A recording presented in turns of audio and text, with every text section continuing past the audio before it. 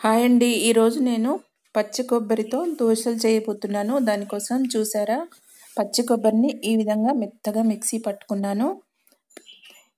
దీని కింద చూడండి, అడుగున దోశ పిండి ఉంది, సజ్జలు ఇంకా మినపప్పు కలిపి పట్టుకున్నటువంటి పిండి అండి. ఇప్పుడు ఈ కొబ్బరిని ఇంకా ఈ సజ్జ పిండితో పట్టుకున్నటువంటి ఈ పిండిని రెండింటిని కలిపి బాగా మిక్స్ చేసుకోవాలి. కొబ్బరి మిక్సీ పట్టినప్పుడు చూపించలేకపోయానండి, పాస్లో పెట్టాను, మర్చిపోయాను. అందుకని ఇప్పుడు చూపిస్తున్నాను. కొబ్బరి పేస్టును పైన వేసుకొని చూపిస్తున్నాను. ఇలా రెండింటిని బాగా కలగలుపుకొని 2 గంటల వరకు ఊరనివ్వాలండి. ఎక్కువసేపు ఊరాల్సిన అవసరం లేదు. రాత్రంతా అలా 12 గంటల వరకు అట్లా ఏమీ ఊరక్కర్లేదు. రెండింటిని బాగా కలిసేలాగా కలుపుకుంటున్నాను. మిక్సీ జార్లో కూడా కలిసేలాగా కలుపుకోవచ్చు, కానీ వీటిని కొబ్బరి పేస్ట్ చేసేటప్పుడు చూపించలేదు కదా, అందుకని ఈ పిండి పైన కొబ్బరి పేస్ట్ వేసుకున్నాక చూసుకున్నాను, అందుకని ఇప్పుడు చూపిస్తున్నాను. 2 గంటల తర్వాత చూడండి, పిండి ఈ విధంగా ఉంది, కొద్దిగా ఊరింది.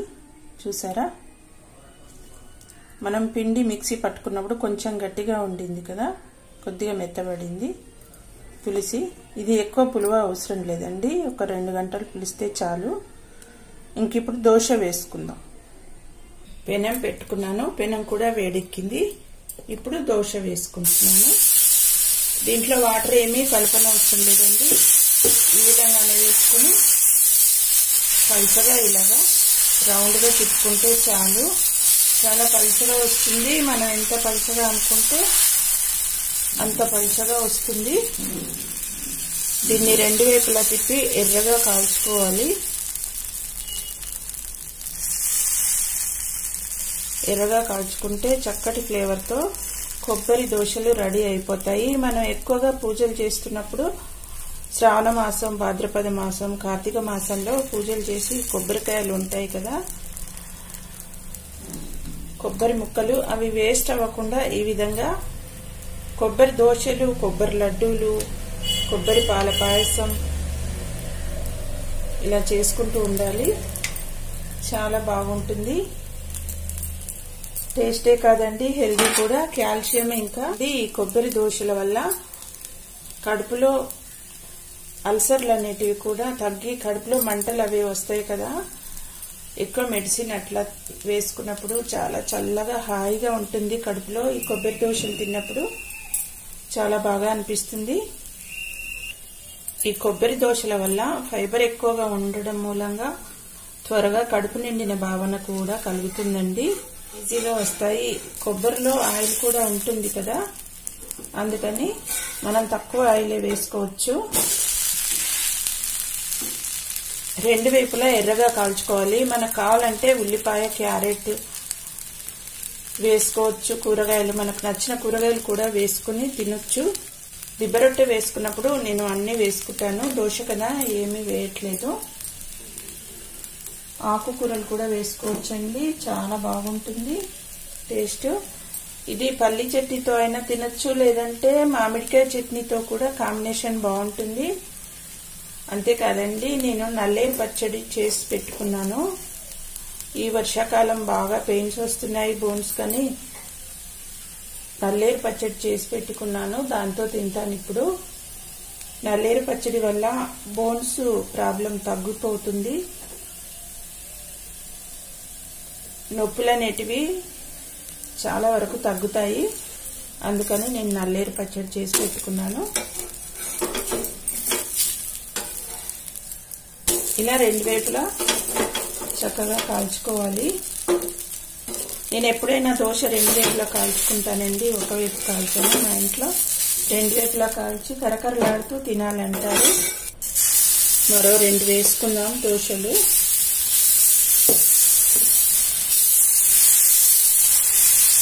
ఈ దోశలు చిన్నపిల్లలు కూడా చాలా బాగా ఇష్టపడతారు, టేస్టీగా ఉంటాయి కదా. చిన్నపిల్లలు, పెద్దవాళ్ళు ఎవరైనా చాలా ఇష్టంగా తింటారండి. ఎప్పుడూ ఒకే రకం దోశలు కాకుండా ఈ విధంగా ఏది వేస్ట్ అవ్వకుండా ఇంట్లో ఉన్నదాన్ని, సొరకాయ దోశలు, ఇంకా బీరకాయ పొట్టుతో కూడా వేసుకోవచ్చు దోశలు. నేను బీరకాయ పొట్టుతో వేస్తాను, సొరకాయతో వేస్తాను, కొబ్బరితో వేస్తాను. చాలా బాగుంటుంది. దేంతో వేసినా ఫైబర్ ఎక్కువ లభిస్తుంది కదా. చూడండి, దోశ పిండి ఎంత వేసుకున్నానో కొబ్బరి తురుము కూడా అంతే వేసుకున్నాను. కొబ్బరి పేస్ట్ సమ భాగాలుగా చేసి వేసుకున్నాను.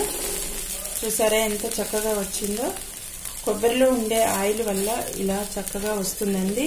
సొరకాయ తురుము అలా వేసుకున్నప్పుడు పిండిలో పావు వంతు మాత్రమే సొరకాయ తురుము వేసుకోవాలి. ఇదైతే సమాన కొలతతో వేసుకున్నాను. ఒక జార్ నిండా దోశ పిండి వేసుకుంటే ఇంకో జార్ నిండుగా నేను కొబ్బరి పేస్ట్ వేసుకున్నాను.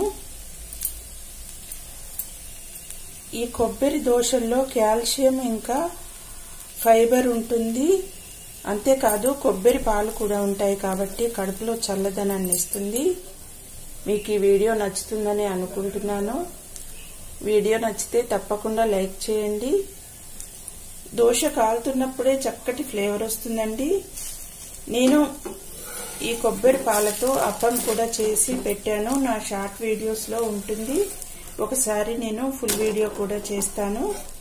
ఇదిగో చూడండి, ఈ విధంగా రెండు వైపులా ఎర్రగా కాల్చుకోవాలి. ఇదిగో చూడండి పల్చగా ఎంత చక్కగా వచ్చాయో. ఈ విధంగా ఎర్రగా కాల్చుకోవాలి. రెండు వైపులా కాల్చుకుని ఈ విధంగా చేసుకోవాలండి. కరకరలాడుతూ వస్తాయి. చాలా టేస్టీగా ఉంటాయి. మంచి ఫ్లేవర్తో చాలా బాగుంటాయి. కాల్షియం రిచ్ దోశలండి ఇవి. కొబ్బరి ఎక్కువగా ఉన్నప్పుడు వేస్ట్ చేయకుండా ఈ విధంగా చేసుకోవాలి. చూడండి, ఈ దోశల్లో నల్లేరు పచ్చడి అని చెప్పాను కదా. ఈ నల్లేరు పచ్చడిలో పచ్చి ఉల్లిపాయలు వేసుకున్నాను, ఇంకా టమాటా చట్నీ. ఇప్పుడు వీటితో తింటానండి నేను. చాలా టేస్టీగా ఉంటాయి, ఇంకా హెల్తీ కూడా. నల్లేరులో కూడా కాల్షియం చాలా ఉంటుంది. బోన్స్ హెల్త్ కు ఈ నల్లేరు చాలా బాగా పనిచేస్తుంది. ఇంకా ఈ కొబ్బరి ఇంకా ఈ నల్లేరు కాంబినేషన్ తో తింటే బోన్స్ ప్రాబ్లం చాలా క్యూర్ అవుతుందని నేను ఈ విధంగా చేసుకుంటాను. మీకు ఈ వీడియో నచ్చుతుందని అనుకుంటున్నాను. వీడియో నచ్చితే లైక్ చేయండి, షేర్ చేయండి, సబ్స్క్రైబ్ చేయండి.